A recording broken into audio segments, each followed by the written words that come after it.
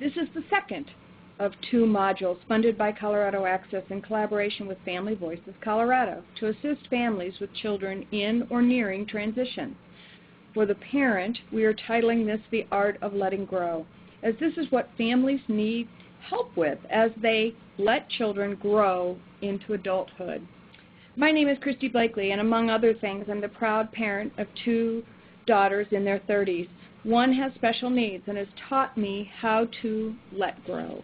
Things you have missed or might have forgotten since listening to Module 1. We encourage you to ask questions. It helps to organize them head to toe. Getting organized will save you time and money. Creating a health history will be invaluable down the road. The younger you start, the easier it is to capture all the procedures, hospitalizations, illnesses, allergies, and other concerns. Ask if your doctor has a transition policy. When do they move to adult care? This is not a sprint. Think of it as a relay race, a long relay race. Most importantly, you are not alone. Others have come before you and will transition after your youth transitions successfully. The school system has special language for adult life readiness, awareness at age 14, exploration at age 16, preparation at age 18, and career and continuing education at age 21. For health, there should be transition ages and stages. But wait, Family Voices Colorado understood from the thousands of families they have served that a tool was needed. They used the same transition language and stages as the school setting. This transition wheel can assist families like yours and mine with children having special health care needs. The wheel gives us suggestions at different ages and stages to develop greater health independence. Let's take a look at the tool. The transition wheel is 2-sided and separates the areas of school, career, and health from life skills and family. There are resources, information, and reminders on the front of the transition wheel. Plus, it is broken down by age and stage, so you can just focus on the now. The transition wheel is color-coded to help us identify the areas we currently are involved with, plus contact information, so Family Voices Colorado is just a phone call away. The website is full of information, too. That's how you go to order, and the transition wheel is $5 per wheel. The wheel has easy-to-follow suggestions in the areas school, career planning, and health for each age and stage. For example, from 15 to 17, the youth can learn to refill prescriptions independently and to schedule appointments. So from 10 to 14, ages 10 to 14, we will transition with awareness of appointments, services, care needs, and medications. From 15 to 17, exploration, a time to ask your provider about their transition policy. Develop a portable medical record if one has not already been completed, and ask more questions about the family medical background and begin to understand how insurance coverage works. Don't worry, there are overlapping activities if your teen is not yet interested. At 18, preparation for adulthood. Many things change at 18, including access to supplemental security income if the child is disabled. So insurance changes, school can change, and according to the state, the child is no longer the parent's responsibility. Emancipated is the legal term. 19 to 21 is for education and training, as many youth are in programs or begin a career. Finally, 22 to 26 is a time for settling into a career. For our kids with more significant disabilities, working on transportation, housing, and community access may be the goal. Regardless, this is not a timeline written in stone. Some of these may be lifetime goals. So at the age of 18, insurance changes if your youth is on Medicaid due to the family income or through a home and community-based service waiver. Please note, if your youth is eligible for Medicaid, EPSDT, the Children's Health Package for Medicaid, is available up until 21. This is a very good thing. So what happens at 18? Here is the link for Social Security. related to the supplemental security income. If the child is not receiving Social Security and Medicaid prior to the age of 18, they may qualify at the 18th birthday. Your goal in transition is to begin to hand off the baton of the relay race so the youth is creating greater independence as they are able. Help your child by stepping back. Don't feel you're dropping the ball or not doing your job. This is your job. It will be harder if you have not coached along the way. The best thing to do is model the behavior. Be on time for your appointments. Write things down and explain what you're doing. Say out loud how you know it's time for your medication. Talk with the provider about your emergency room use. Ask for guidance. When to use the emergency room. Create a plan with your PCP. Emergency room care is expensive care, not comprehensive care.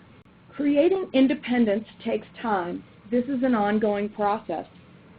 That is why the transition wheel covers ages 10 to 26.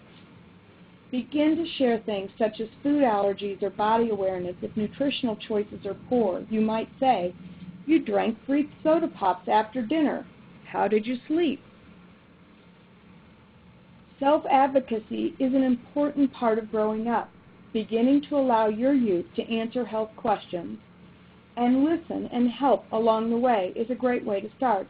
Explaining to your youth how you get the insurance you do, who and how to share insurance cards. I encourage you to place copies of the cards in a backpack. You might share with your child, you don't need to show those at school unless you have an emergency.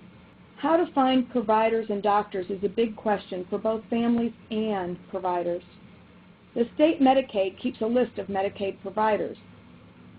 It is a fact there are not enough doctors who take Medicaid in Colorado. Systems such as Colorado Access help patients identify the specialists or other providers they can go to. It's a perk of being in a managed care system. Begin with your provider or insurance carrier for names or referrals. Talking to other families is another way to find providers that can serve your child. If your child has a disability or a long-term care need, you may be receiving home health care, or what Medicaid calls long-term care. You may have had someone come to your home and ask questions about feeding, dressing, bathing, toileting, and mobility and transfers. This is the way Medicaid and other insurance carriers identify the needs of someone with long-term disability. It is easiest to think about losing the skills, like an adult after a stroke, instead of your child, who we're still hoping gains the skills.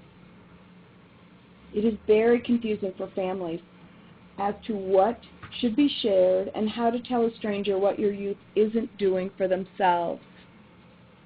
Think about what a day in your life is and write down things that are different that you do for your child rather than a typically developing child. I encourage you to talk to another parent. There's a parent-to-parent in Colorado that does matching and a listserv which families can use privately. There's even a Spanish-speaking listserv. Or ask your provider, therapist, or specialist to connect you with another parent of a child at the same age and stage. Don't forget to begin gathering the health data. Think of it as a scrapbook of health. You must hand off the baton of the health history. And the more that's written down, the better service your child will have down the road with other providers. Here are some great questions to begin the conversation with your youth. Asking them, can you tell me about your health needs? So often as a parent, we answer for them instead of staying quiet and letting them explain to the provider what they have or what they need to have looked at. Do you need special care? Having them explain what they need done is an important component to growing up and being able to communicate their needs for themselves. That's advocacy. At what age do you feel you should transition to adult care? Where do you plan to live in 1, 3, and 5 years?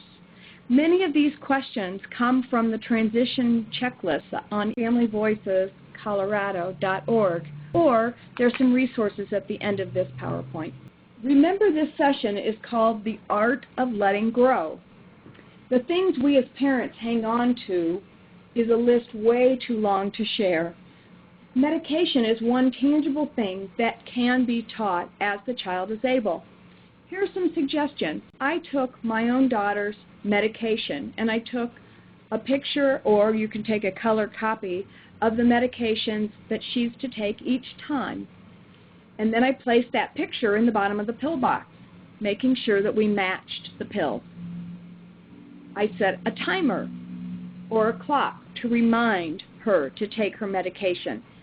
And eventually, we were able to get to a point where she had that in her computer. And so it just set an alarm. Learning to listen to your body is another way to create independence in your youth. Be aware, as it's not quite as easy as it sounds. It too must be taught. Thinking about how do you know when you need to go to the bathroom? How does your body tell you? Talking about listening to your body. And if the adult talks out loud and says, I know I'm hungry because my stomach is growling. I know I'm thirsty because my mouth is dry. Now ask the youth to tell you the body signals they might notice when they need medication. Have them put into words what they're feeling. Those are ways that we can begin to have them connect what's going on with the body and what they need to do medically. How do you know when it's time to go to the doctor? Something might hurt. Often we plan for the day-to-day and forget to plan for emergencies. Help your kiddo by having the information needed before the event happens. You can even go online and get a checklist for emergencies. I just used an old babysitter's information sheet that was very thorough. Remember, if your youth is spending more time with friends and away from you as a parent, having them know emergency procedures is important. You might even role play an emergency and ask how they know what the plan is, or talk with the PCP about when they think it's time to go to the emergency room. There are many tools available on the internet. Transition checklists are one that can be very helpful. Transition checklists include family information, goals for the future, healthcare history, medication charts, behavior plans, emergency plans, and more. Other tools you may find helpful are seizure action plans, seizure logs, behavior plans, and other chronic care materials. Again, ask your provider about tools they may suggest. Call Family Voices or look at their website for materials you might find helpful. Parents of transitioning youth are not superhuman. You do not have to do this alone. Ask friends or family to support you in some of this process. The typical child is developing a bigger community. They are learning from others, not just their family. Allow this process with your youth by creating a community of support, people they can go to and ask questions. Allow these people to attend appointments or school meetings. Encourage outings without parents, and begin to let grow. You will be doing everyone a favor. Here are some resources that I want you to be aware of. There is a national center called Healthcare Transitions. It is available at gottransition.org. There's also a healthcare checklist. Many of the things we talked about today in healthcare transitions are available on the internet. Don't hesitate to Google transition, health transition, or pediatric to adult care transitions. You'll find a lot of information. Some additional information that's available in Colorado and may be important as your child transitions are things like guardianship, and there's a Guardianship Alliance in Colorado that I encourage you to talk to. The ARC of Colorado, there's one in every county. They often support families in the IEP process, but they also do trainings around transition and can help you with the questions you might have. Colorado Social Security office locations, at this link, you can find your closest location to go in when the child is 18 and find out if they're eligible for supplemental security income. All of these things, along with Family Voices Colorado, will be very helpful to you, as this is not a process that you do alone. Letting go was so much harder than being able to understand a disability that my daughter had. So I encourage you to ask questions, don't try it alone, and just have patience. It's not a sprint. Thank you for listening.